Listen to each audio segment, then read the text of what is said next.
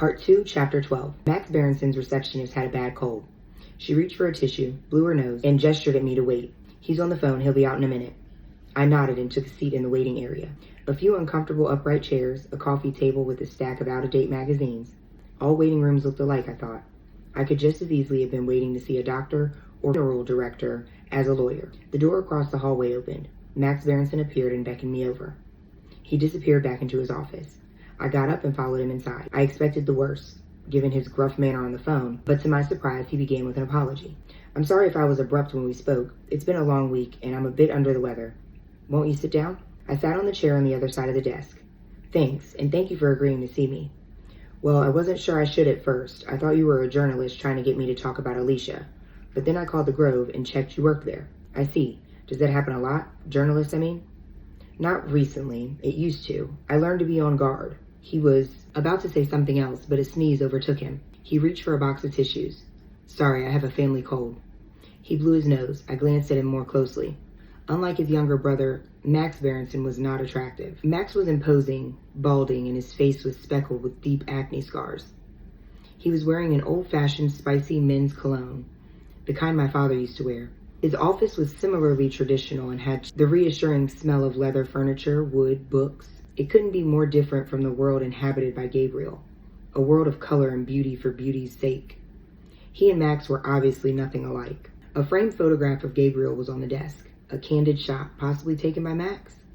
Gabriel was sitting on a fence in a country field, his hair blowing in the breeze, a camera slung around his neck. He looked more like an actor than a photographer, or an actor playing a photographer. Max caught me looking at the picture and nodded as if reading my mind. My brother got the hair and the looks, I got the brains. Max laughed. I'm joking, actually, I was adopted. We weren't blood related. I didn't know that. Were you both adopted? No, just me. Our parents thought they couldn't have children, but after they adopted me, they conceived a child of their own soon after. It's quite common, apparently, something to do with relieving stress. Were you and Gabriel close? Closer than most, though he took center stage, of course. I was rather overshadowed by him. Why was that? Well, it was difficult not to be. Gabriel was special, even as a child. Max had a habit of playing with his wedding ring. He kept turning it around his finger as he talked. Gabriel used to carry his camera everywhere, taking pictures. My father thought he was mad. Turns out he was a bit of a genius, my brother. Do you know his work? I smiled diplomatically. I had no desire to get into a discussion of Gabriel's merits as a photographer. Instead, I steered the conversation back to Alicia. You must have known her quite well. Alicia? Must I? Something in Max changed at the mention of her name. His warmth evaporated. His tone was cold. I don't know if I can help you. I didn't represent Alicia in court. I can put you in touch with my colleague Patrick Doherty if you want details about the trial. That's not the kind of information I'm after. No? Max gave me a curious look. As a psychotherapist, it can't be common practice to meet your patient's lawyer. Not if my patient can speak for herself, no. Max seemed to mull this over. I see. Well, as I said, I don't know how I can help, so I just have a couple of questions. Very well, fire away. I remember reading in the press at the time that you saw Gabriel and Alicia the night before the murder? Yes, we had dinner together. How did they seem? Max's eyes glazed over. Presumably he'd been asked this question hundreds of times, and his response was automatic without thinking. Normal, totally normal. And Alicia? Normal, he shrugged. Maybe a bit more jumpy than usual, but nothing. I sensed there was more. I waited. And after a moment, Max went on. I don't know how much you know about their relationship. Only what I read in the papers. And what did you read? That they were happy. Happy? Max smiled coldly. Oh, they were happy. Gabriel did everything he could to make her happy. I see, but I didn't see. I didn't know where Max was going. I must have looked puzzled because he shrugged. I'm not going to elaborate. If it's gossip you're after, talk to Jean Felix, not me. Jean Felix? Jean Felix Martin, Alicia's gallerist. They'd known each other for years, as thick as thieves. Never liked him much, if I'm honest. I'm not interested in gossip. I made a mental note to talk to Jean Felix as soon as possible. I'm more interested in your personal opinion. May I ask you a direct question? I thought you just did. Did you like Alicia? Max looked at me expressionless as he spoke. Of course I did. I didn't believe him. I sense you're wearing two different hats. The lawyer's hat, which is understandably discreet, and the brother's hat. It's the brother I came to see. There was a pause. I wondered if Max was about to ask me to leave. He seemed about to say something but changed his mind. Then he suddenly left the desk and went to the window. He opened it. There was a blast of cold air. Max breathed in deeply, as if the room had been stifling him. Finally, he said in a low voice, "The truth is, I hated her. I loathed her."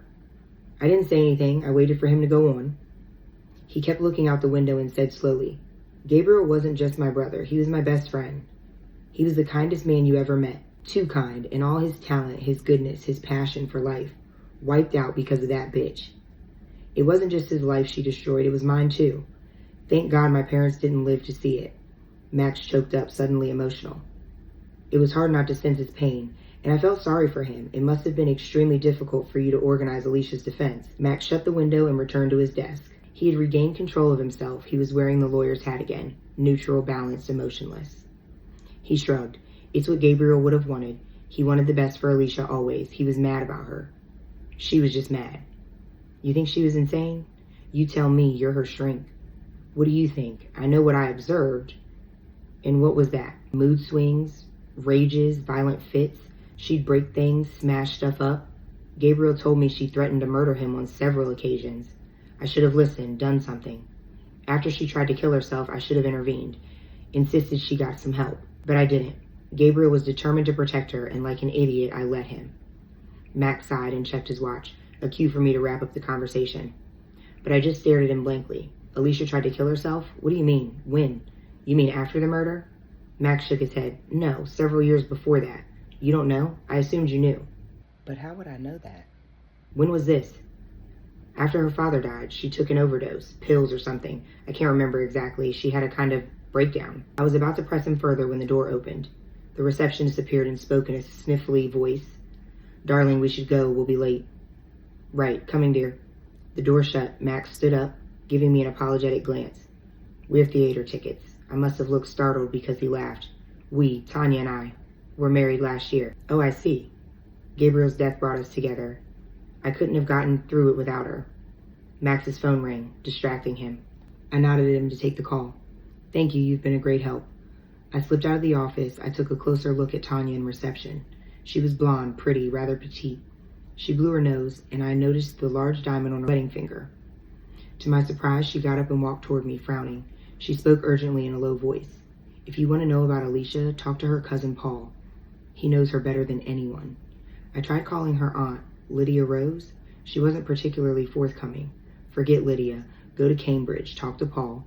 Ask him about Alicia and the night after the accident, and the office door opened. Tanya immediately fell silent. Max emerged and she hurried over to him, smiling broadly. "Ready, darling?" she asked. Tanya was smiling, but she sounded nervous. She's afraid of Max, I thought. I wonder why.